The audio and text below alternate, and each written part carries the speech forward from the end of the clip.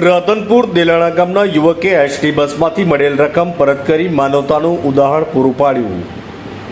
પાટણ જિલ્લાના રાધનપુરમાં દેલાણા ગામનો વતની યુવક મુસાફરી અર્થે બસમાં બેસી મુસાફરી કરતા સમયે બારોટ વિષ્ણુભાઈને અમદાવાદ રાધનપુર બસમાં પૈસા ભરેલ પોકેટ મળી આવતા યુવકે પૈસા પરત કરી પોતાની ફરજ બજાવતી માનવતા મહેકાવી અન્ય લોકો માટે પ્રેરણારૂપ બન્યા. યુવકે બસમાં ફરજ પર કંડક્ટરને સઘળી વાત કરી આ પોકેટમાં ચેક કરતા રોકડ રકમ 22,510 નીકળેલ અને ત્યારબાદ પોકેટ મૂળ મુસાફર માલિક સુધી પહોંચવા જાણ કરેલ.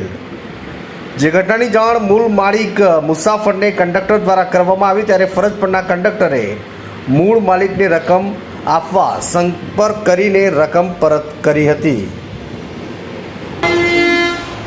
બેન ઉતરેલા એ બેને બોલતા બોલતા કહેતા મારું પાકીટ મળતું નથી. એ બેનને સ્થળ પર મોકલેલા પણ મળે પાકીટ નહીં. પછી મારી સાથે મુસાફરી કરેલા ભાઈ વિષ્ણુભાઈ બાબત અને બે સાથે મળી સીટને પાછળ ઊંચી કરી કમ્પ્લીટ અંદર નિરીક્ષણ કરતા એક પાકીટ મળેલું. એમાં 510 હતા. એ મેં 7-8 પેસેન્જરની વચ્ચે ગણતરી કરી અને ભારે ડેપોમાંથી કિસી સાથે કીધું કે આ કાલ આવતીકાલ એમને જમા કરાવજો જે મૂળ માલિકને પરત કરશે.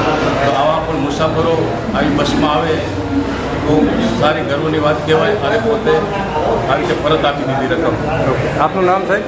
જબરદાન પ્રભુદાર ગઢવી, ગામ આપ? સીતાપુર, બેચરાજી ડેપો. વિષ્ણુભાઈ બારોટ, મારું ગામ દેલાણા. ઓકે. હું કામ અંતે હારીજ ગયેલો અને હારીજથી પરત આવતા મને પાછળની સીટ મળેલી અને પાછળની સીટની અંદર હું બેઠો હતો. એ વખતે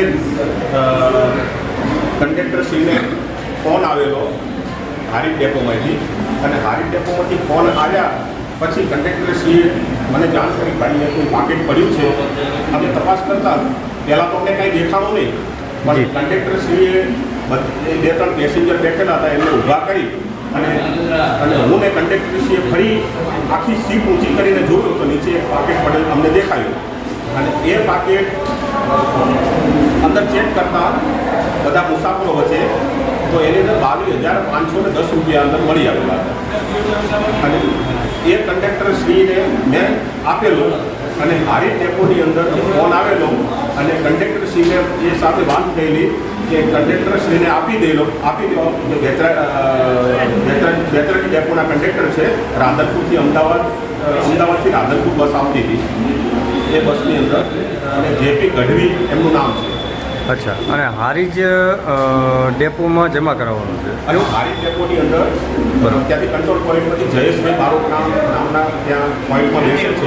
ઓકે ઓકે. એમને ફોન આવેલો કે ભાઈ હારીજ ડેપોની અંદર અમને જમા કરાવી દીધો. ઓકે. બધા મુસાફરોને ભેગા રાખીને અમે પૈસાની ગણતરી કરી અને પરત કંડક્ટરને આપી. જે તે માલિકને પરત કરવા અને જે તે માલિકને